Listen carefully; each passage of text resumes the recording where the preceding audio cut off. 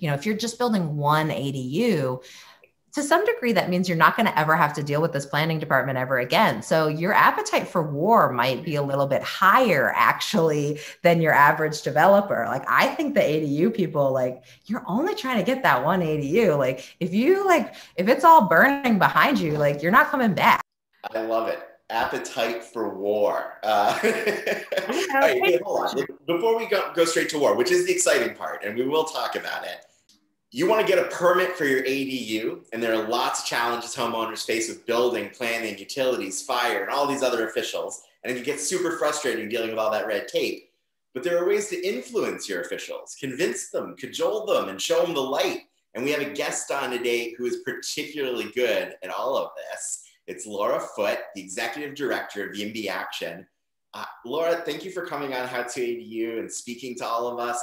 Can you start off by telling us a bit about YIMBY Action? What's a YIMBY? Why are you good at cajoling cities? Why do you want to help ADU people?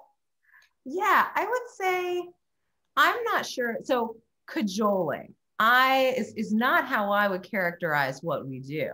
But actually, let me start with kind of where I started in this, because I think it's very illustrative for you. I got involved in this whole housing nonsense about 6 years ago. I got a letter in the mail. I had just moved to San Francisco because my significant other got a job here, and I was kind of, I was doing okay, but I hadn't quite found my pace. And I got a letter in the mail from a nearby homeowner who was very upset that they were going to turn a 1-unit, 1-story building into a 2-unit, 2-story building, and was rallying the neighborhood to oppose this dire situation of a second unit coming to Noe Valley. And I was like, well, this is crazy. Like, there's a housing shortage. Obviously, doesn't everybody know that there's a housing shortage? Like, my rent was too high. All my friends who work at my dead-end sales job, they also are struggling with the cost of housing. Like, what is going on here? And then you sort of like scratch the surface. What is going on here? Oh, every time somebody wants to add 1 unit, it is in fact going to war with often their neighbors, with trying to navigate a planning system that is really, really challenging. They're ending up hiring permit expediters and experts in the field, all to just get 1 effing unit of housing added in the middle of the greatest housing shortage of ever. This is the greatest housing shortage the world has ever experienced. And yet we're treating it like, oh, you're a criminal for trying to add 1 unit of housing, and you have to demonstrate that you're worthy of being allowed to add a unit of housing. It was completely insane. It's still insane. But what came out of that is starting to meet other people who were really, thought that this was crazy as well, and who believed we were all experiencing a housing shortage, and who wanted to do a lot in the policy realm, and also in project by project advocacy to see what we could do to move the needle. And that coalesced into the YIMBY movement. I run an organization, YIMBY Action, that has a lot of local chapters all over the state and now all over the country that are made up of local individuals who support individual housing projects. They're coming out to planning commission hearings and saying, please help, build this. We need housing, and this 1 or 5 or 50 unit project is going to help with that. They're helping to elect people who are going to change the laws to make it easier to build housing. And they're supporting individual pieces of legislation, such as all of these magical bills that have made building ADUs so much easier, but not as easy as they should be. But in California, we have made a lot of progress on making it easier to build ADUs. There's a lot of progress yet to be done. And I'm sure we'll talk also, one place that I think there's a lot of growth is we passed a lot of state laws. Are cities following them? There's a little gap there that I think actually people who are trying to get an ADU permitted have a lot of ability to kind of throw more elbows than I think they realize. So I'll leave it there, Ryan. Perfect, Laura. I think that's a big part of the channel in the background is we care deeply about housing. It's why we're putting so much energy into helping people build ADUs.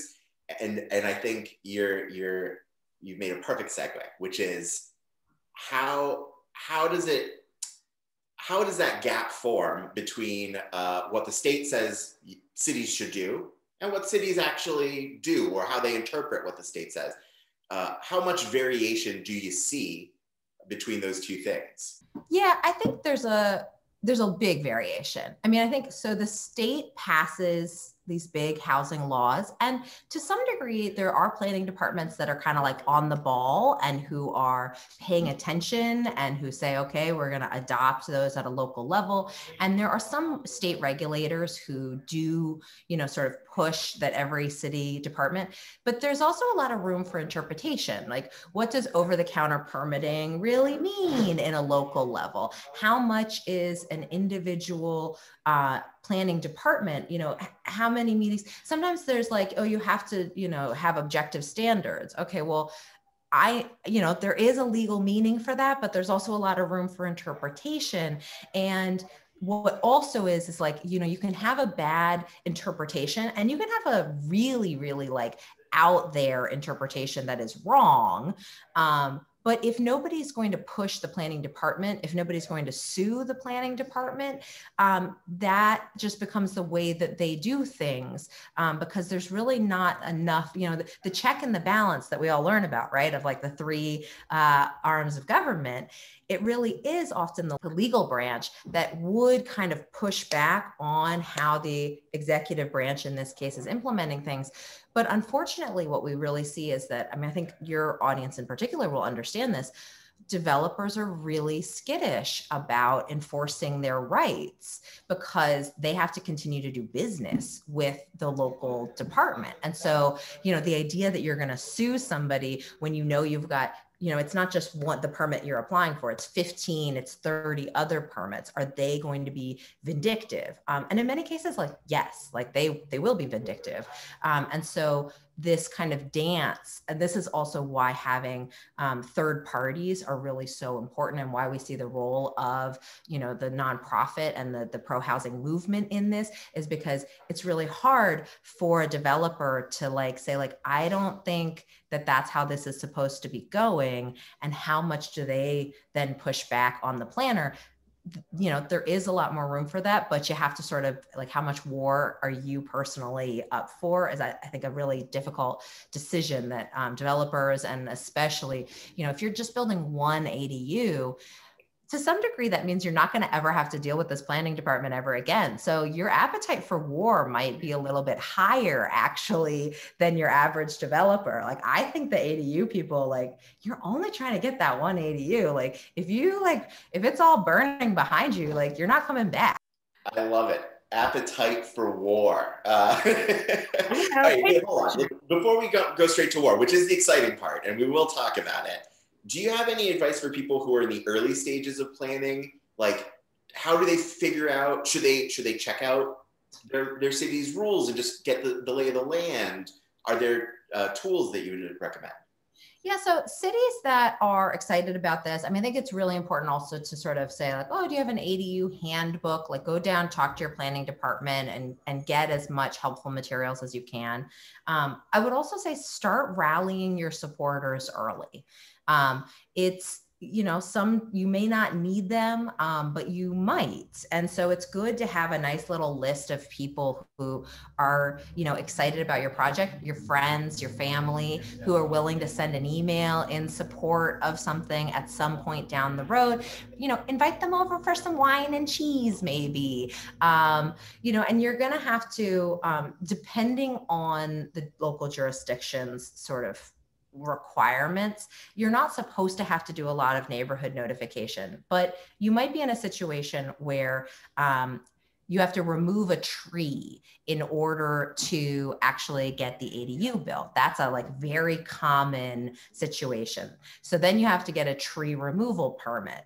Okay, then you've got people objecting to your tree removal permit. They're not technically able to stop the ADU permits, but they can object to the tree removal permit. That's when you're going to need, those friends to help you say, hey, it's actually really important that we get this project built, so that you have neighbors on both sides of the arguments, rather than just the tree worshipers coming for you. It's a really common story. And then, so you talk about getting a few friends or, and it could be anybody. It could be people who live there. It could be somebody who doesn't live there, but could potentially rent or live in the unit eventually, right? But does having a few people show up make a difference on a local level? Could you talk about that? Oh, absolutely. I wish it didn't, right? Like the future that I am fighting for is that the rules are the rules. If you follow the rules, you get your permits. Like, I think this whole process where we have a public hearing about your ADU, like, hopefully many of the people watching this have talked to their planning department and they don't actually have to have a public hearing about their one little ADU. But a lot of people, there's like, for one little reason or another, they're knocked out of that nice little over-the-counter permitting and they're stuck in this public process. And it's absurd. But it does matter. The system that we have today is one in which a few people objecting, you can have a neighbor who decides to appeal your permits. It can run you up a lot of money. And so you're both going to want people who are supporters. And if you've got a truly malicious neighbor who is really trying to fight you over and over again, you're going to have to do some creative thinking about, how much can I sort of sidebar this person? I mean, unfortunately, what often happens because of this system is that, that if you have one malicious neighbor who's like, I'm going to appeal all of your permits, there's a lot of situations people decide to pay that person off. People decide to make concessions about their projects. I can't tell you not to do that because that is the system we have today. What I can say is, be really careful, make sure that you are following the law and, and talk to your planning department about that kind of stuff that's happening. There's not a lot that they can do, but it is good to, know what your rights are in these various situations. Definitely talk to a lawyer if somebody's really threatening your project. But also talk to the YIMBYs and we'll get a bunch of people who will support your project. And also YIMBY Law. So I run the advocacy group. That's the getting all the people out to hearings and getting loud in the political realm. The other half of our organization is YIMBY Law, which does lawsuits. And so, if you are trying to get an ADU built and you're coming up against a lot of what doesn't seem to be right from a local planning department, this is where a third party can send letters to the planning department being like, hey, if you keep doing this, we'll sue you. Hey, if you keep doing this, we'll sue you. Oh, we're going to sue you. And then we sue. It's not an empty threat. We do sue. So, that's all resources that I think people, it often takes people getting the runaround a lot before they're actually willing to sort of say, okay, what are my rights? Like, how does the Housing Accountability Act apply to this project? And those are important questions to talk with a lawyer or talk with YIMBY Law about. So that's a good example of the escalation that we're talking about, right? So let's say you go in.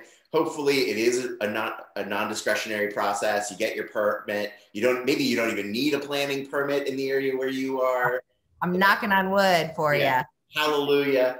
But let's say you get a little bit down the road and you start running into interpretations that do not make sense to you, where you're like, they're saying I can't build in this part of my yard, even though I'm respecting the setbacks, even though it's under 800 square feet. This feels weird to me. Or like, they're saying I can't do this height, these kinds of questions that just put a constraint on your project. What would you suggest are the sort of steps, the first steps in sussing out that disagreement?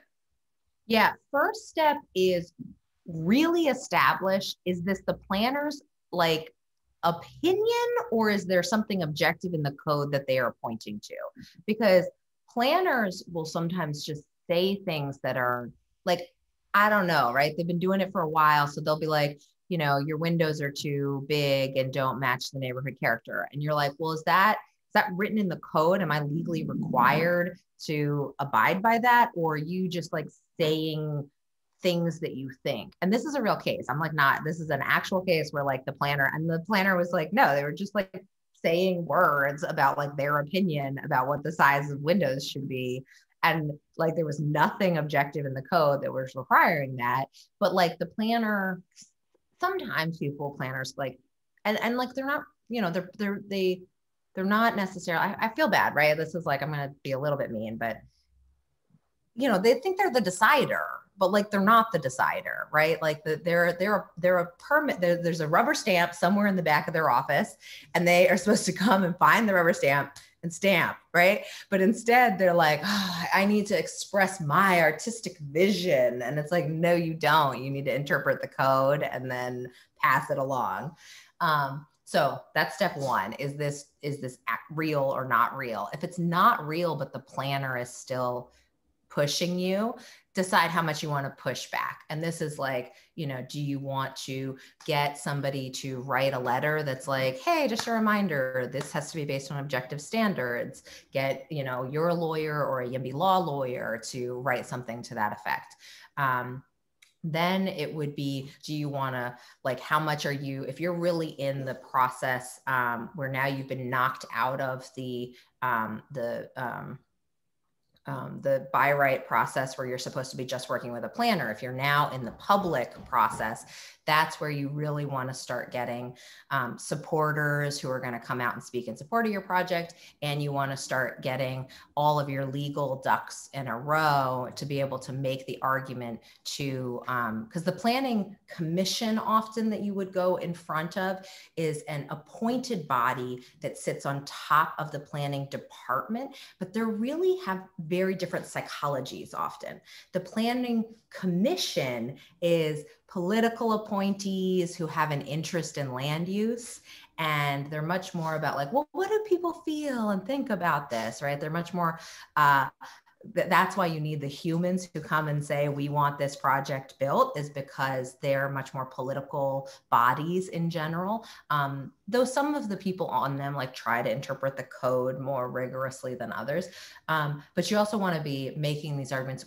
Best case scenario is that the planning department is agreeing with you, but there's some reason you're still going to a hearing anyway. And the planning department is like saying to the planning commission, we recommend that you vote yes on this. What's going to be really hard is if the planning department is recommending no, and you're wanting them to recommend yes. And that's when you really need to marshal an army in order to support you with this. And often, you know, that's where you might be in a case where a lawsuit is inevitable. Mm-hmm, mm-hmm. Oh, still with this perfect segues. I am going to step in and just say, this is a great example, I think, of the concept you talked about earlier. You're saying stuff about planners that I never, you know, that is not allowed. We love planners because we're dancing with them in the long term, and we know that they're trying to do their jobs, and there's a lot of liability, and et cetera, et cetera. That's my line all day. Everybody who's watching this, Laura does not have that line.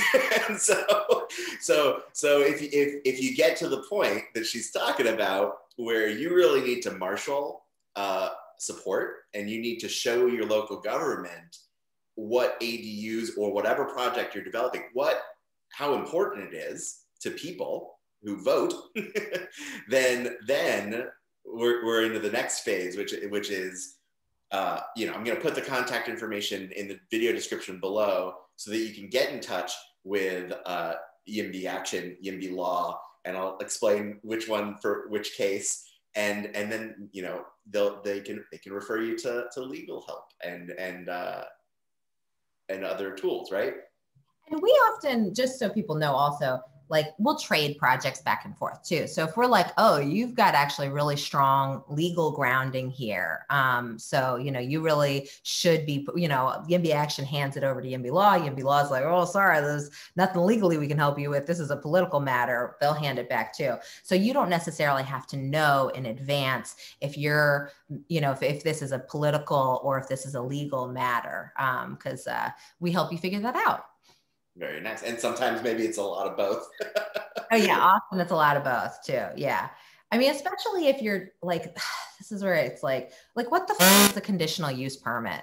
Like, I've been in this for like years now, and I got to tell you, like, I'm still a little like, okay, like, a conditional use permit, like, oh, well, this is principally permitted and this is, you need a conditional use permit. Well, like a conditional use permit is like, if you ask really, really, really, really nicely. And like planners will tell you that, oh, there's some science behind it. No, a conditional use permit is issued when you ask really, really, really nicely and you seem to have some good reasons for wanting it. And like, that's a very like, you know, they like lick their finger. Oh, are people saying housing's important yet? Oh, okay. I guess we'll issue some conditional use permits. Oh, is everybody mad? Oh, I guess we won't issue some conditional use permits. Like, okay.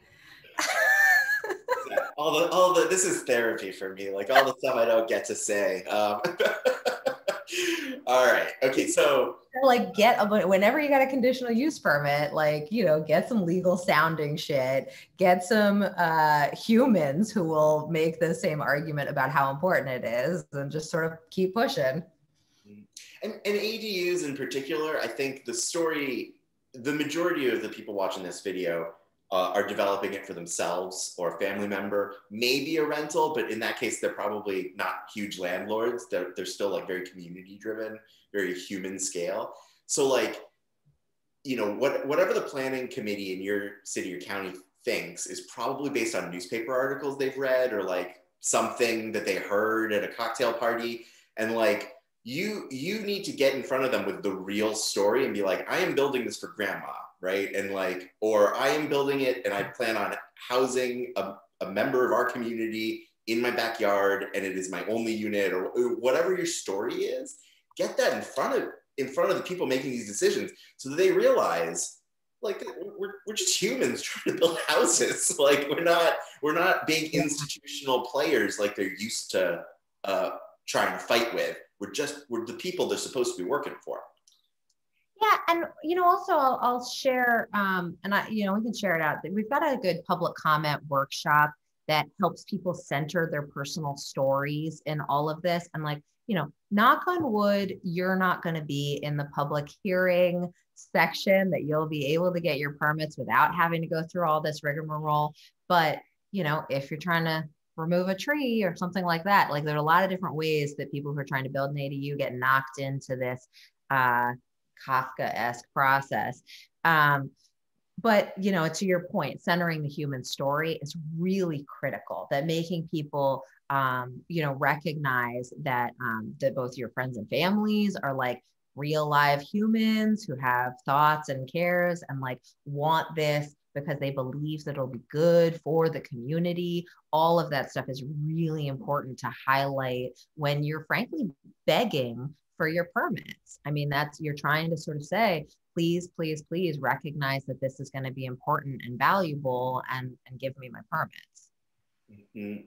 All right. And if we've been talking about a lot of reactive strategies so far, but are there proactive things people can do to make sure that the rules are kind of fair and clear to begin with in their city?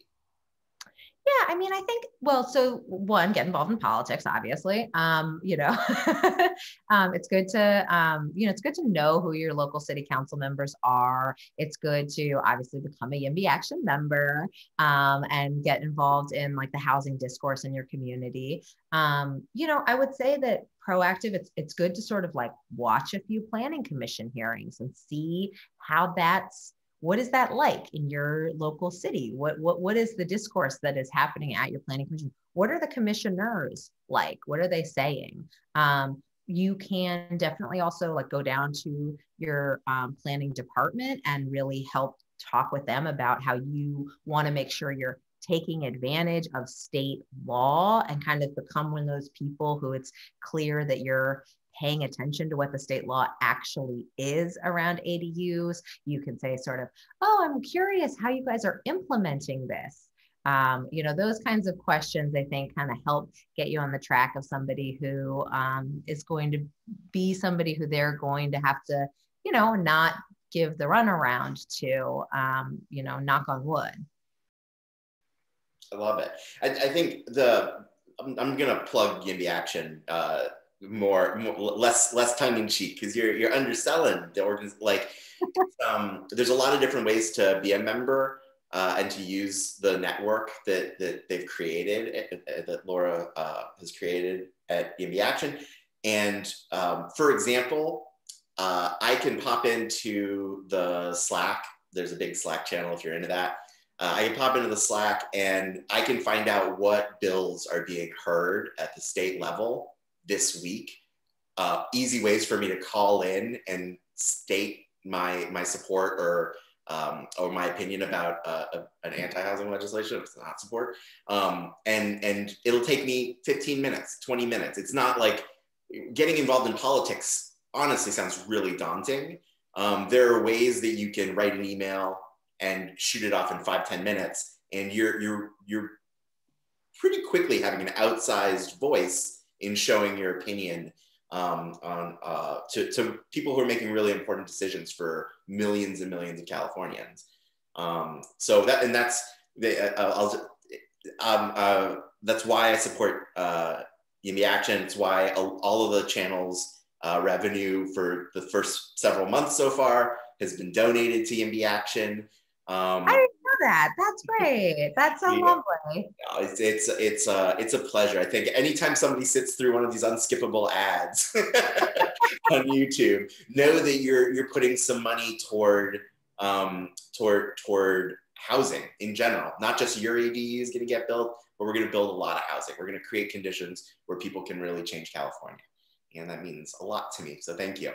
Oh, well, thank you. I mean, so long as we're plugging, I'll say, getting involved in local politics is really fun. Like, I know that it can seem daunting, but what we try to do is really help you, connect with other people who are facing similar challenges and who care about the issue. It's also a great sort of learning experience. You don't have to know. I mean, I think if you're trying to build an ADU, you probably actually already know a lot about like land use and whatnot. But we really want to make it so that you can sort of help you see the bigger picture and help you see the importance of the role of local activists in that bigger picture and how do we do this kind of big systemic change. Because we need a lot of housing in California and across the country. We have this chronic housing shortage that is damaging people's lives.